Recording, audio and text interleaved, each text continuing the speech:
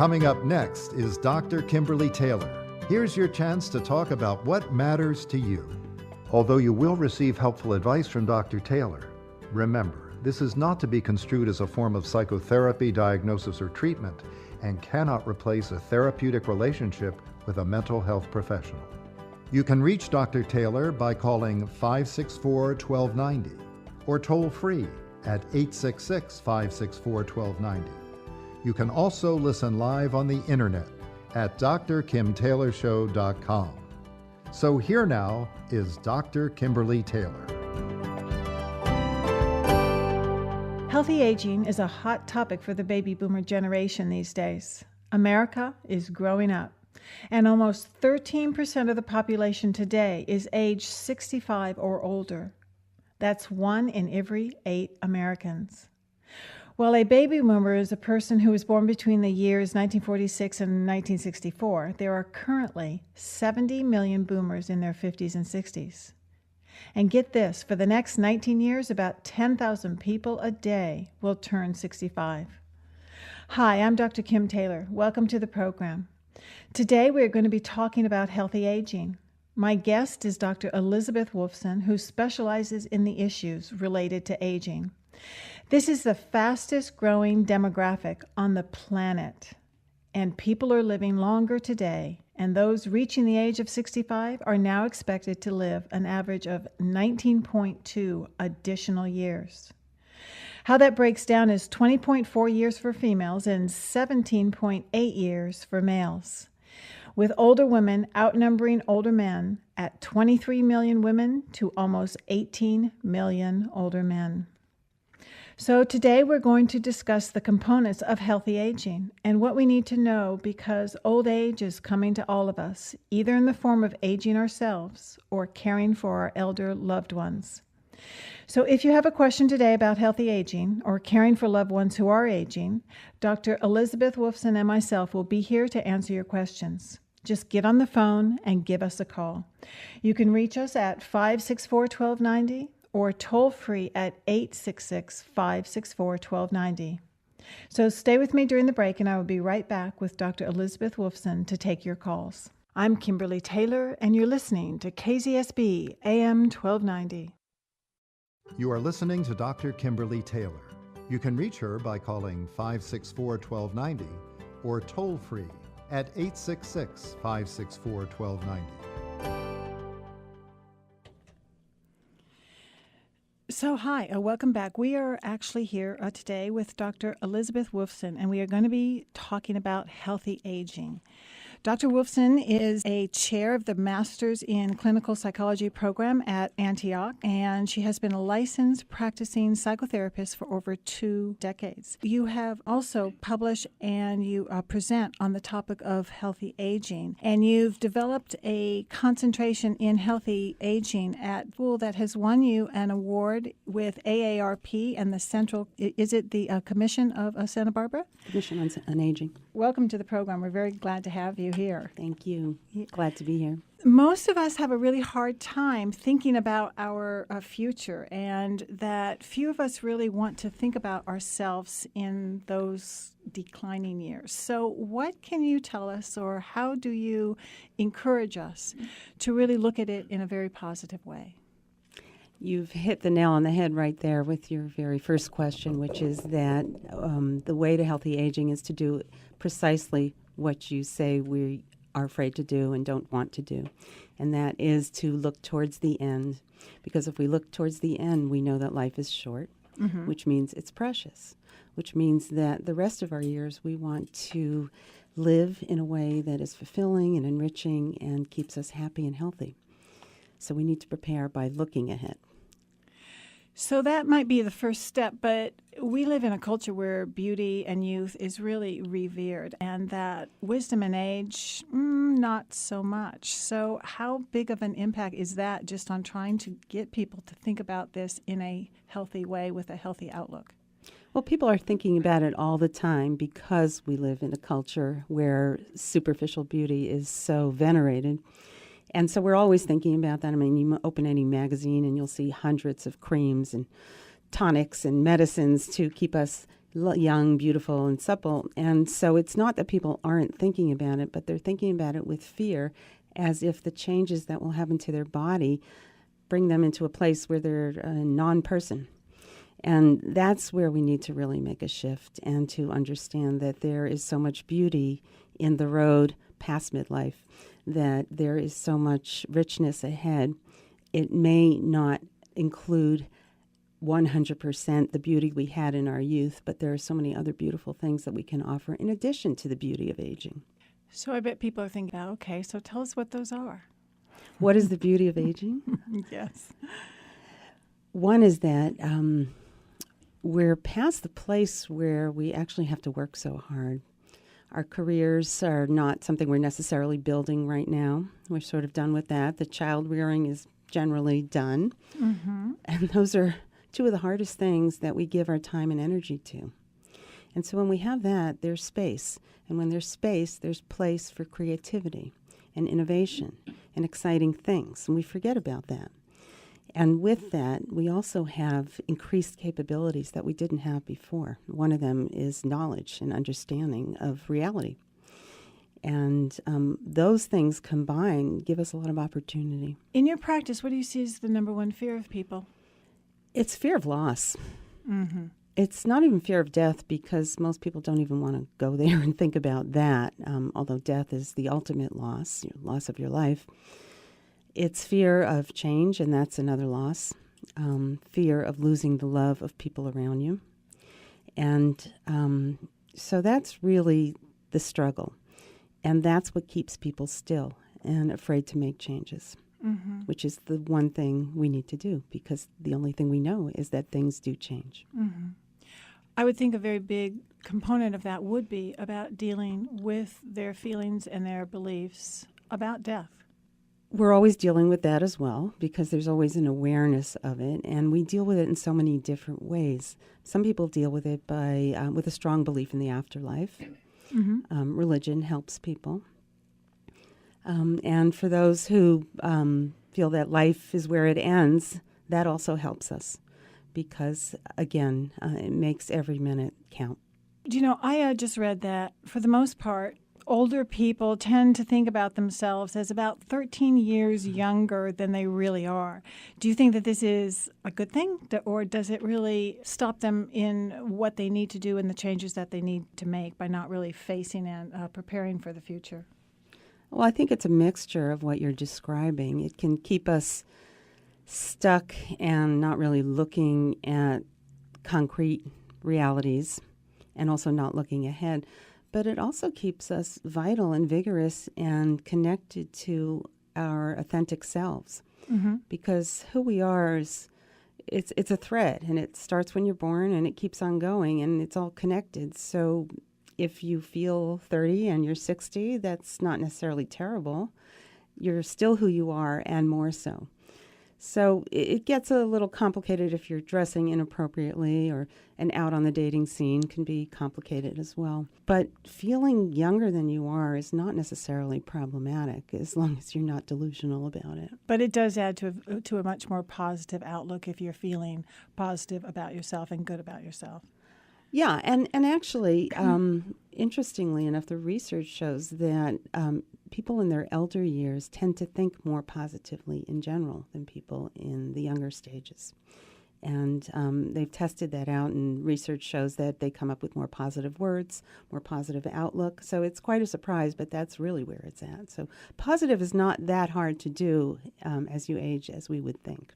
Well, if, in fact, I think if you were allowing yourself to go through that process and understanding that there are going to be changes, and you're not always thinking about what you are losing and what is, no longer a possibility, I would think that would be a strong component to this. It's really the essence of not just healthy aging, but healthy living. Mm-hmm. Because we know change is always what we know, what we have, and we do have to let go of controlling that change is happening, and really let go of a lot of things. And that's really part of the transformation of healthy aging, is a letting go. It's a letting go of clinging to this is how it is, or this is what I know, or this is what was. We're entering new territory. It's unknown territory. It's scary, and it's hard, and that's true for all human beings. We all fear change, and we all resist it, and yet it's really the one thing we need to do is move towards it, to be open to it, to flex with it. And flexibility, by the way, has really been demonstrated to be the number one component of what makes people healthy in the later years in life, both physically and emotionally. To be flexible. To be flexible. To be open and responsive to what comes to you, not trying to box it or contain it or make it fit your expectations. Yeah, I think that is the sign of real mental health, no matter what age you are, to be flexible, to be able to roll with the punches. So if we're talking about this, how can people actually thrive during this time and not just cope, not just survive, but actually thrive? What are some of the things that you see that work for them? Well, first thing, as I said, is to acknowledge where you're at. And this is not, by the way, to gloss over the realities that our body is in a downward decline. That's the reality. Thriving means to take care of that and to be preventative about it. So it's mind, body, spirit, soul. All of those things have to be attended to in a different kind of way than in your 20s, for example. So exercise, absolutely. You can't just get by without exercising, moving your body around, eating in healthy ways, things that you have to pay attention to differently than when you were younger. So that's part of it. The other is to be open to new adventures. And again, the flexibility and accepting change is all part of that, and continuing to take risks, to not stay in a place of accepting, well, this is how it's always been, so this is how it's always going to be, but to say, well, this is how it's been, but why don't I try something I haven't tried before? And it takes some courage to do that. Do you know there was a film that was out, The Best Exotic Marigold Hotel? Yeah. You spoke about that. There were all these people within that film who were handling aging in a different way. Can you speak to that? It was an article in News Hawk that I wrote about that. It was a remarkable film in that it showed us different personalities, different socioeconomic classes, just a diverse cluster of people in their later years who were thrown together by circumstance related to aging. There was a loss, there was a death, there was an economic change, all of which landed this group in a supposed retirement place in India. What was so fascinating about the film was our watching these people adjust to this very drastic, dramatic cultural change, situational change, and relational changes, and how they each navigated it in such different ways depending on their personalities and how they approached the new situation. So it's instructive in, it's not just, the change that happens to us that determines our lives, but how we meet that change. Do you think people will adjust to change in aging the same way that they have adjusted to change throughout their life? That is true, except that I believe that all of that can change. So if we have that template, healthy living equals healthy aging, I believe that's true. The reverse is also true. Unhealthy living would equal unhealthy aging. And again, if you are firm in this is how I am, well, yes, this is how you will be regardless of what changes around you. It's, it's like saying, well, I like to wear T-shirts and shorts, so I'm going to wear that in Detroit in the middle of winter. That doesn't make sense. You want to adjust to your new situation. So, yes, how people cope is generally how they'll cope later on, but they can get help with that. And they should. We all should. It's not an easy adjustment. Let's talk for just a moment about some of the myths. That there is a myth that aging means declining health and or disability. It can mean that if we don't take care of ourselves. But it doesn't automatically mean that.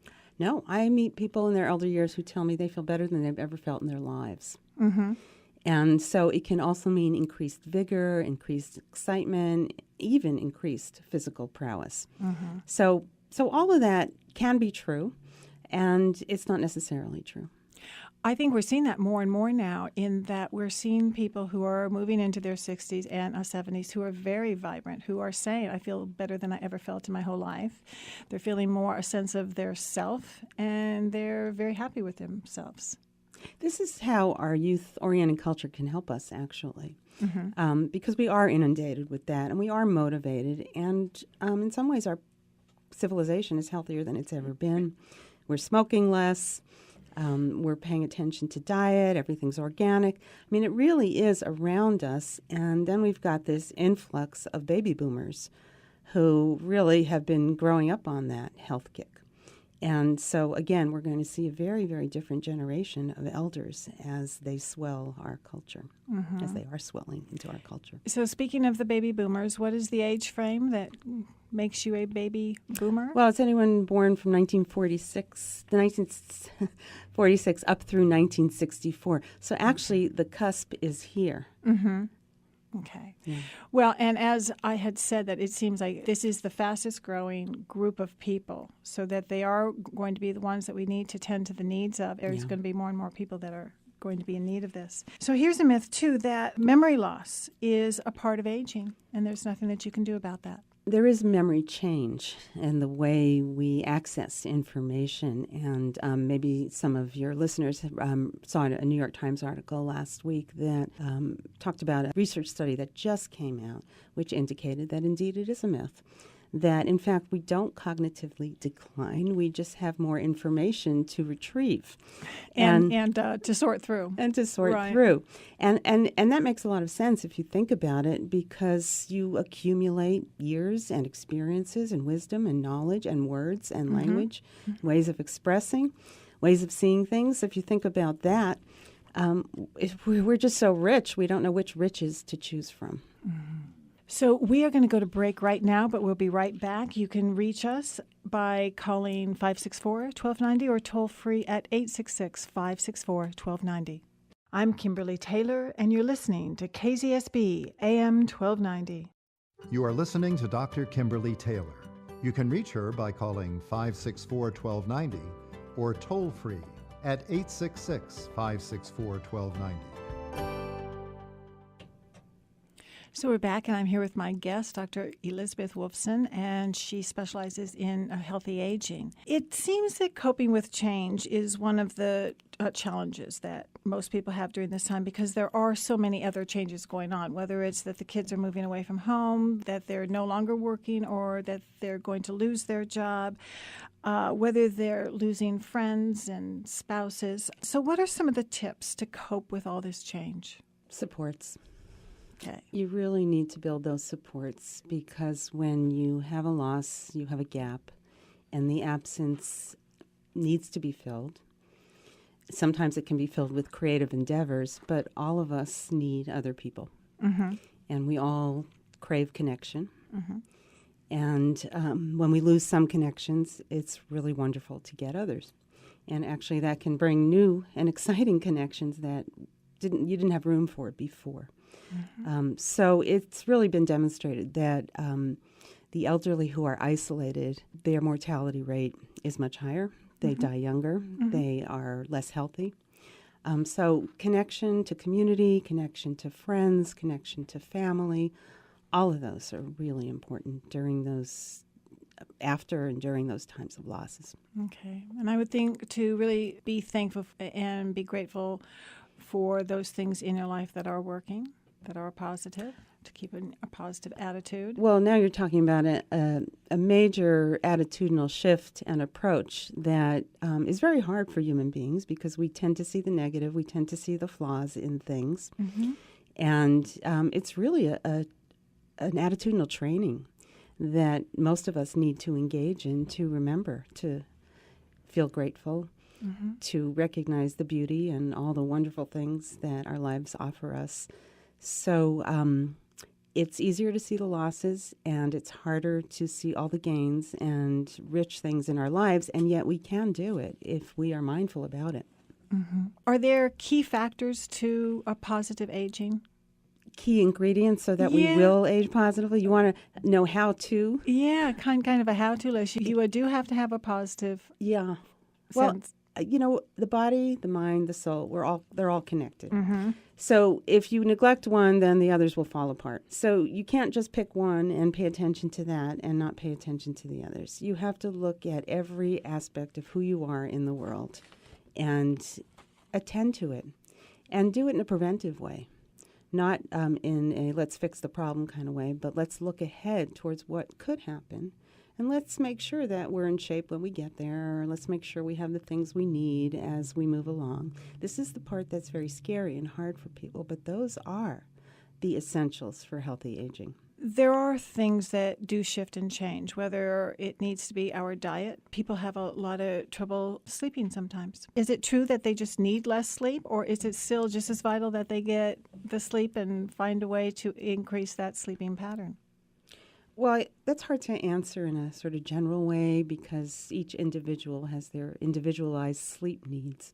So for someone who's not sleeping and feels rested, that's not a problem, even if that's a change from their previous sleep pattern, because as we've been saying all along, things change.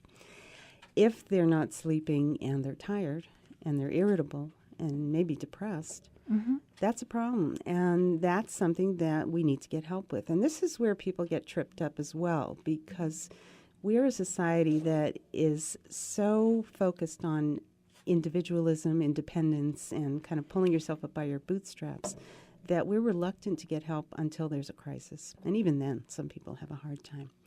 So some people, I'm a therapist, and people come in and they sort of say on the side, well, I'm not really sleeping. And you really want to pay attention to that. And, I might ask, how long has that been going on? Well, months. You never mentioned it. So we don't tend to pay attention necessarily to these major things, and we don't necessarily feel that they're major or that they'll pass, but perhaps this person really needs to look at what's going on for them somatically in their bodies. Post-menopause, there are real struggles around sleep. And there are ways to manage that, whether it's medically or psychologically. So with the program that you have developed at Antioch, and it's through the master's program where it specializes in a component of healthy aging, what are some of the things that the therapist is taught?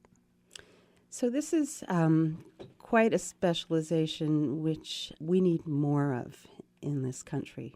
Well, we do now with the numbers that are increasing within this age group, that we definitely need more services and more therapists and more people to help and support. We're already late in the game as a country in terms of responding to the tremendous impact of the swelling numbers of baby boomers and elder population.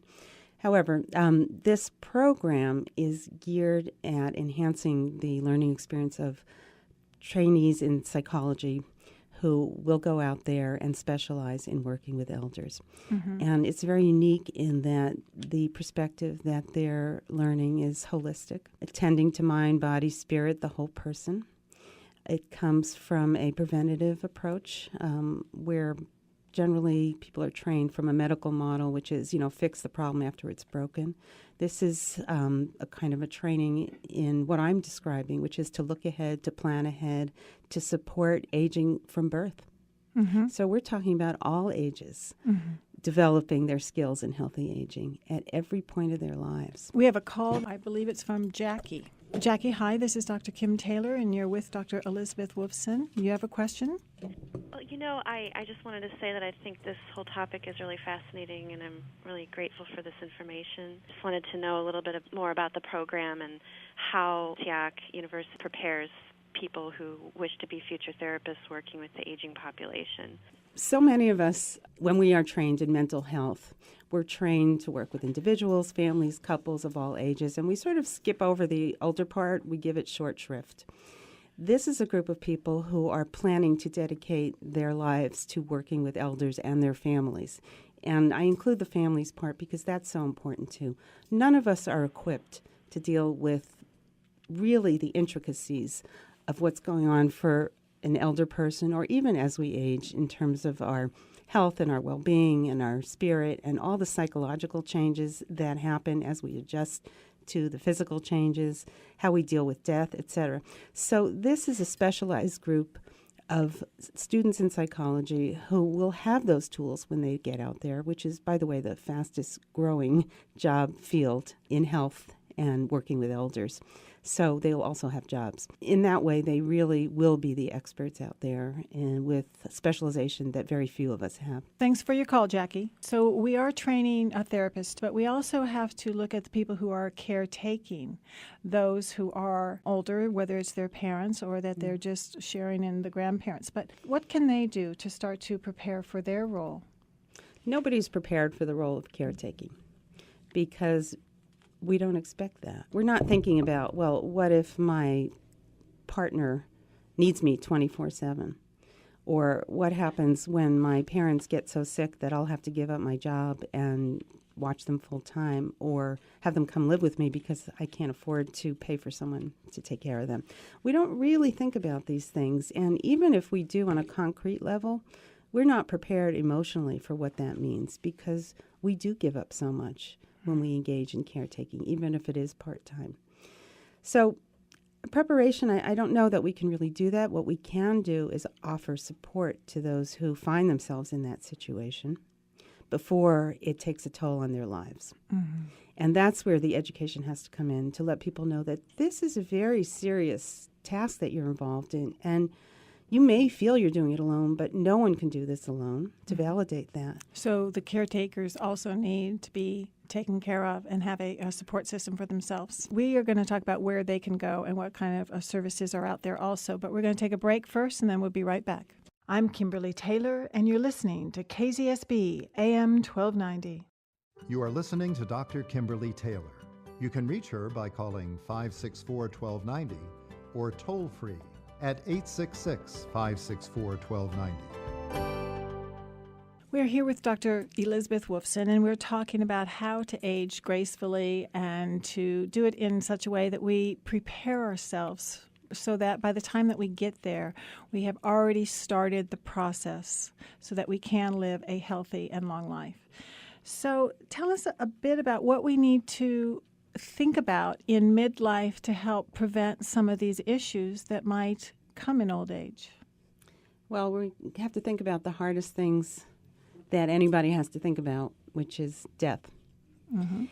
Because, and people actually hate when I say that word. They don't even want me to say the word. But we have to say the word because that is one place we know we're going. Absolutely. And if we know that, we value our lives. And that's a beautiful thing.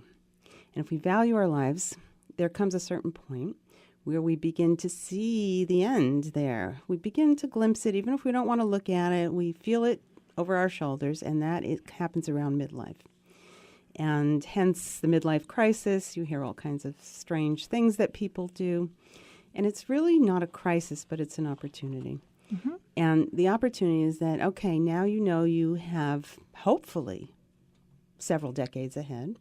You know, we never know when our time comes. We have no guarantee, do we? But we assume that, you know, the median age now is hovering around 76. People are living longer and longer and longer. Mm-hmm. Assuming we get up to 100, let's say, we still know that we're closer to the end than we were before. And so here's the chance to say, wow, this is a great opportunity. What am I going to do with these precious moments? And as I said earlier in the show, we have more space to do those things. But we have to really be bold about this and courageous enough to consider that there may be some major changes in our lives if we look ahead. Mm-hmm. And that's part of what contributes to the sort of fable of the midlife crisis, where people, you know, they wake up and they're not parents anymore and they're not really focused on their careers, and then they're with a spouse that maybe they have to deal with, that they never had to deal with before, and maybe they want to deal with it and maybe they don't. Mm-hmm. And that's pretty scary. This is where supports are important, where a good therapist is really helpful, but also being connected to your authentic self, what you're really feeling, what you're really wanting, and being brave enough to look at that and to take the opportunities ahead and walk into an unknown. With that and steps to prevent and to prepare for all of this, one of them I would think about keeping your brain sharp. Are there actual things that you can do to keep it sharp, to keep alert? Well, research shows all these games, Sudoku and crossword puzzles. Please tell me they help. If you love them, I I love think they them. help. Look, I'm not, I'm not actually a research scientist, so I can't really tell you whether they help or not. And actually, the studies go so many ways. Yeah, that's true. What I would say to you, and what I'd say to anyone, is if you find something that you're passionate about, or some things that you're passionate about, that is what's going to help you. Mm-hmm. And if doing those puzzles keeps you vigorous, then do them. If reading a great novel keeps you vigorous, then do it. If having a great conversation, if knitting, crafting, drawing, doing creative activities, dancing, any of those things, I mean, it keeps you in the game, alive and alert and excited about the next day. Well, and I would think that in midlife, it is a time to review what has been and to review and reflect on what you are going to do in the future. So to find some more joy or a meaning to your life and to be willing to change that up. Yeah, and midlife is really the time that we start to do that review. What also happens when all the responsibilities start to fall away is we are connected to our younger selves, more connected to our adolescence, actually. Really? Where we, we're sort of dabbling in all these new things, and we didn't know where life was going to go, and we didn't have all the major responsibilities of adulthood. And in that way, we sometimes get reconnected to our earlier passions. So, I mean, you meet all kinds of people who are now sort of picking up the guitar when they haven't played guitar for years, or whatever they're doing that they sort of dabbled with in their earlier years. So that it's kind of a nostalgia that comes up, and that nostalgia brings about a certain longing, and that longing is what can be either problematic if you don't really pay attention to it, or it can bring you into a wonderful place of opportunity and growth and creativity and joy. One of the factors is also going to be that as people age, they may be losing their spouses. And is there some truth that when a spouse dies, that the remaining spouse can die within the next year or two? And if that is, or if there is some truth to that, is there anything that a family member can do to help that? Well, your question really rests on a premise which is going to shock your listeners when I say that we don't necessarily want to keep people alive. Maybe they don't want to be alive. And sometimes love is that powerful. And that's our free will. That's what gives us choice. That would be very hard for family members to hear. That's true. And yet true love is respecting someone's autonomy to make those kinds of choices. And yet it's true. It is our responsibility as fellow human beings to keep people from dying, and we want to keep our loved ones close to us. So again, it supports helping the bereaved partner see that there is so much life even beyond the loss of a spouse, and it's really, really hard. I mean, some partners have been together for 50 years, half a century or more, and you can't even imagine life without that other person, and yet life goes on, and life is possible. And this is what is hard for people to see and why they need our help. They need friends, family, connections, and potentially a wonderful therapist to really be there in the beginning. So to not do it on your own, but to really reach out, because at first you are going to be depressed. At first you are going to think that there is nothing left and there is no reason to live. You're saying right now to really go through that process and let your family share in your thoughts and feelings about that, as well as possibly going in and seeing a therapist who can really help you through this time. Yeah. And actually the most dangerous time actually is not right when the spouse dies. Because we have wonderful denial defenses that keep us from really recognizing how that's going to impact our lives. We may be grieving the loss, but we're not really accepting it. We're not accepting how that now impacts our next steps and our future.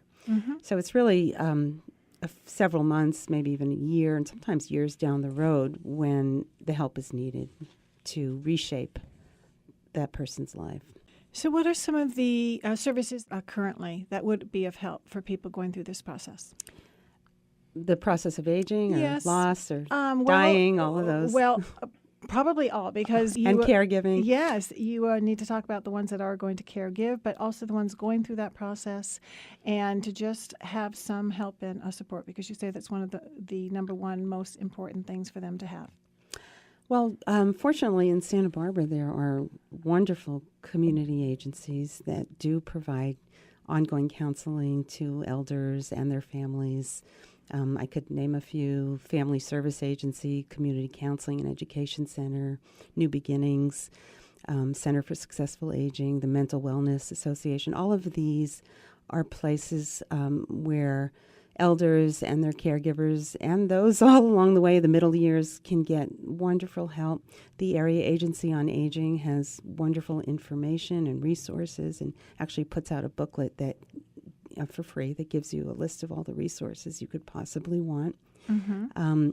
Also, in terms of connection, Santa Barbara Village is a membership-based organization that I initiated with the help of a partner, and is now reached full fruition and is active in Santa Barbara, and that helps connect seniors to resources and to one another, and is really a wonderful, wonderful concept that there are villages all over the country. The idea is that when we do age, we do need connection. We do need people to call. We do need a place to go. And so that's one example.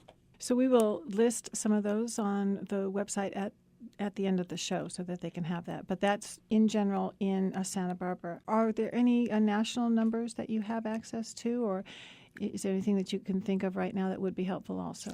I think the Area Agency on Aging has lists of national numbers, so I wouldn't give that to you right now. The challenge also is that there aren't enough resources, and as community members and being activists in our own aging process, we also have to be activists in our communities in terms of asking for resources, mm-hmm. giving out information. Mm-hmm. I mean, the Affordable Care Act is going to really change things in some ways, and it's not clear how. Mm-hmm. And we need to help people access those resources and that information. So it starts from the individual, but it also starts from the top, the politicians and the people who govern our communities. So we as citizens really have to ask for these things.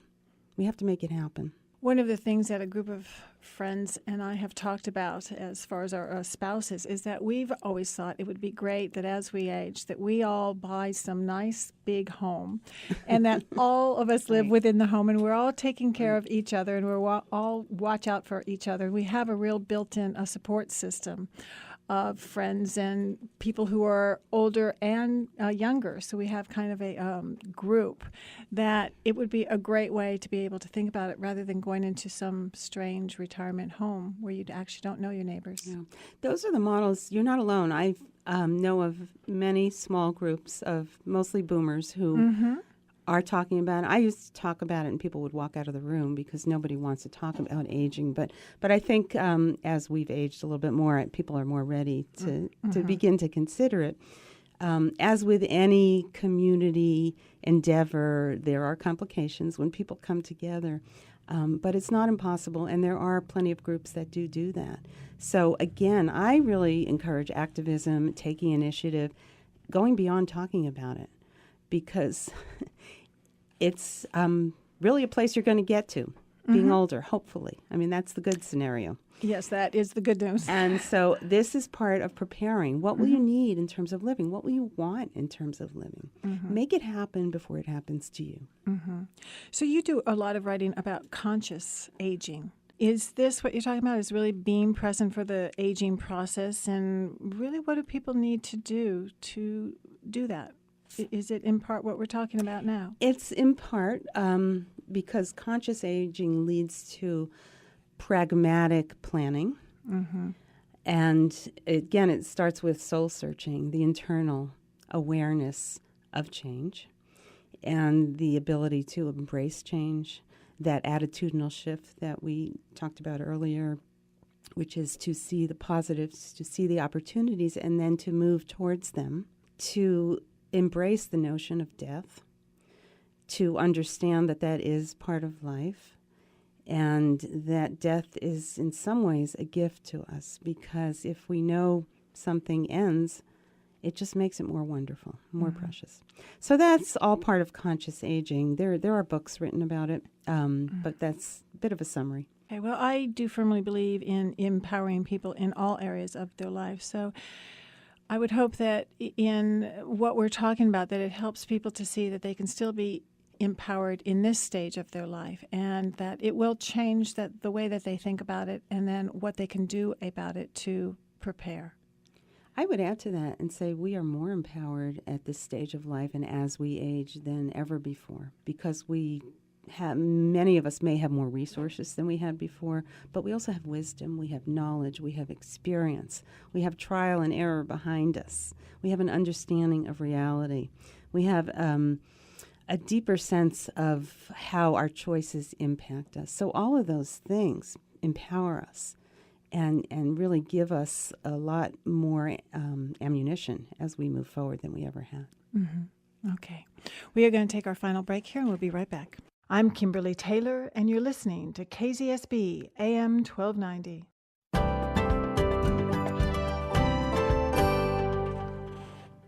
I want to thank Dr. Elizabeth Wolfson for being here and to tell us about the choices that we have and all of the positive possibilities about aging. So thank you very, very much for being here. And Thank you. And I do hope that you will come back. There's lots of information here, and I think it would be helpful. Thank you. It certainly is a packed topic, and there's so much in there. I guess what I'd like to do is just end with a quote from that Sure. film that we were talking about, The Best Exotic Marigold Hotel. For those of you who haven't seen it, it's still a wonderful quote from It's a great movie. one of the characters, the Judi Dench character. She says, and that's timely because we're in the film festival now here, she says, old habits die hard and new ones form. It's like a wave. Resist it and you'll be knocked over. Dive into it and you'll swim to the other side. The challenge is to cope, and not just cope, to thrive. That is healthy aging. That's great. Thank you very, very much. You can reach Dr. Wolfson by calling 805-564-6642, or you can go to my website and I will have all of that on there for you. So I would like to thank my guests, and I also want to thank you for all being here. If you have any ideas about the show or topics, please feel free to email me at drkim@drkimtaylorshow.com. These shows will also be rebroadcast on Thursday at 10 p.m. and Sundays at noon right here at KZSB AM 1290. So have a great week, and until then, you are only as old as you feel. And don't forget, nobody else has to change in order for you to get better.